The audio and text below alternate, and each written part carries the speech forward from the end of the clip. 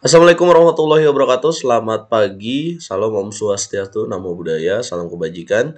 Teman-teman, selamat pagi dari Moskow. Dan di video kali ini kita akan bahas permainan ajaib, permainan yang sangat menarik. Isinya ada langkah-langkah brilian. Ya, ini dimainkan oleh pecatur wanita. Biasanya kan pecatur cowok mah udah biasa ya, tapi pecatur wanita bermain dengan brutal itu jarang terjadi. Dan ini terjadi di turnamen terupdate Tech Mahindra Global Chess League yang diadakan di London langsung dari tim Alpine SG Piper melawan Alaska Knight. Hoi Fan, mantan juara dunia catur wanita dengan elo rating tertinggi saat ini berhadapan dengan Tan Zongyi, rekan senegaranya.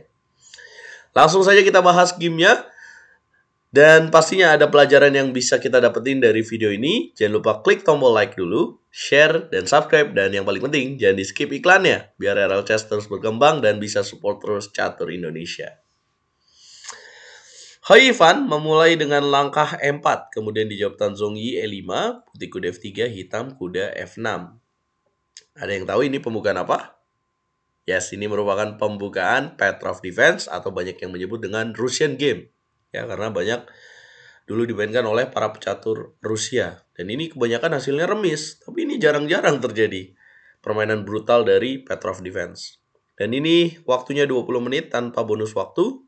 Putih lanjutkan dengan memukul pion E5, hitam D6, putih kuda F3, dan hitam memukul pion E4. Kemudian putih mendorong D3, hitam kuda F6, putih dorong D4. Ini adalah variasi klasikal dari Petrov Defense. Ya. Buat teman-teman yang belum tahu nih, Petrov Defense tuh cara nyerangnya bukan cuma D3 kemudian D4. Ada juga variasi kuda ke petak C3. Ini juga layak untuk dimainkan. Dengan pilihan, ketika terjadi pertukaran, nanti putih bisa mainkan gajah F4, menteri D2, dan rokade. Kira-kira itu buat teman-teman yang belum tahu nih, cara bermain dengan putih melawan Petrov Defense. Lanjutkan lagi, back to the game. Setelah D4, hitam menjawab dengan D5, putih gajah D3, hitam gajah E7. Kemudian putih lanjutkan dengan mengamankan raja, hitam lanjutkan juga dengan mengamankan raja, dan putih di sini H3.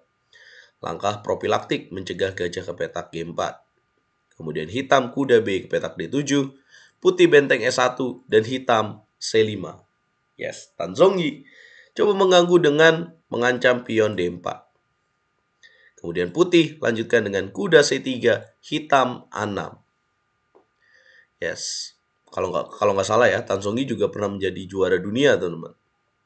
A6 dimainkan atau dia pernah duel match melawan untuk perebutan gelar juara dunia wanita juga. Tapi intinya lawannya Hoi Fan juga bukan sekedar lawan biasa doang. Bahkan di pertemuan kemarin Tan Zongyi menang melawan Hoi Fan di pertemuan pertama. Ya, A6 untuk apa? Sepertinya hitam coba menyerang lewat B5. Kemudian Hoi Fan lanjutkan dengan mengeluarkan gajah ke petak G5, hitam H6, putih gajah H4, dan hitam B5. Tapi dianggap langkah yang salah. Yang seharusnya di sini mungkin hitam bisa mainkan langkah C4 terlebih dahulu, baru B5. B5, kemudian putih memukul pion C5. Sangat paham posisi. Ya, pion makan C5 adalah langkah terbaik. Jadi setelah pertukaran pion D makan C5, pion D5-nya jadi isolated pawn atau pion yang gantung gitu, teman-teman. Pion yang terisolasi. Hitam memukul dengan kuda, kemudian putih lanjutkan dengan menempatkan kuda di petak center, walaupun tujuannya bagus ke petak C6, tapi dianggap salah juga. Ya, karena di sini ada langkah menarik yang mungkin kita bisa bahas dulu ya, walaupun game ini akhirnya berakhir brilian ya, tapi di sini ada untuk latihan taktik lah di sini, teman-teman. Kira-kira tahu nggak apa langkahnya? Yes, di sini ada taktik menarik ya yang dilewatkan, yaitu dengan sacrifice the rook. Kalau dimakan lagi, maka putih akan kuda makan pion D5, menteri ke petak D6, ada kuda makan kuda, makan, dan boom, gajah ke petak H7. Ya, menterinya nggak mungkin petak D6 sih. Menterinya ke petak D8, let's say seperti itu supaya dijaga. Tapi apakah bisa menang? Bisa dengan gajah pukul kuda. Kemudian apabila menteri makan kuda tidak mungkin karena ada discover check, gajah ke petak H7 harus dimakan dengan pion. Kemudian dilanjutkan dengan kuda H4. Ya, tetap memberikan kuda karena tidak bisa dimakan. Apabila kuda pukul gajah, maka menteri makan kuda dan dilanjutkan dengan gajah 6. maka akan ada langkah menarik kuda F5. Ya, lanjutannya apa tuh? Kalau dimakan kudanya, menteri G3 bisa skakmat. Nah, berarti harus dimakan. Kemudian makan lagi, raja G7 dan dilanjutkan dengan benteng D1 seperti ini. Gila, gila, gila, gila. Ya, tajam banget nih kalau misalkan ini terjadi. Ada yang menemukan posisi seperti ini? Yes, kita back to the game. Putih lebih milih kuda D4, kemudian hitam gajah D7. Dan putih melanjutkan dengan menteri F3, ya, mengincar pion petak D5. Hitam kemudian G5, ya, menghilangkan ancaman dari gajah. Gajah mundur G3. Kemudian hitam melanjutkan dengan pertukaran kuda dan gajah, dimakan lagi dengan pion. Kemudian hitam gajah C5. Bagaimana cara terbaik untuk merespon ancaman gajah ini? Yes, menjaga dengan mengancam gajah E5. Harus gini dong kalau main catur. Jangan cuma mundur-mundur doang. Nah, kemudian hitam kuda H7. Putih melanjutkan dengan memukul pion D5 unggul 1 pion. Hitam melanjutkan dengan F6. Lah, kena nih kudanya. Putih masih ada jawaban. Gajah C7 mengancam menteri. Menteri geser ke petak C8. Di langkah berikutnya, saya ingin tes kalian untuk menemukan langkah brilian yang pertama dari permainan Hoi-Ivan. Apa langkahnya? Hoi-Ivan, mainkan langkah brilian. Kuda B3, kemudian gajah B4, dan boom! Benteng ke petak E7. Sacrifice teruk, teman-teman, dilakukan di sini. Yes, kalau dimakan, gajah pukul benteng udah pasti kena skakster. Nggak mungkin dia makan. Ya. Dan kenapa juga dia gajah B4? Karena berharap kalau dimakan dia dapat lagi. Benteng E7 dimainkan. Kemudian hitam menjawab dengan langkah gajah C6.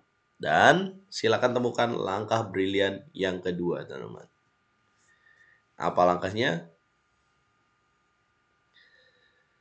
Sacrifice the Knight dengan menteri ke petak H5. Yang nggak mungkin dimakan, gajah pukul kuda karena menteri G6 skak, raja geser, dan boom skakmat dengan menteri G7. Menteri H5 harus dijawab dengan menteri F5. Kemudian putih, simple, ngambil gajah, unggul perwira. Hitam mainkan gajah 8 belum menyerah. Putih menteri G4, hitam menteri G6. Putih lanjutkan dengan benteng AE1, hitam gajah F7. Bagaimana lanjutkan serangan putih? Yes, naikkan kuda ke petak C5, hitam F5, menteri ke petak center. Hitam mainkan kuda F6. Bagaimana putih lanjutkan serangan lagi, teman-teman?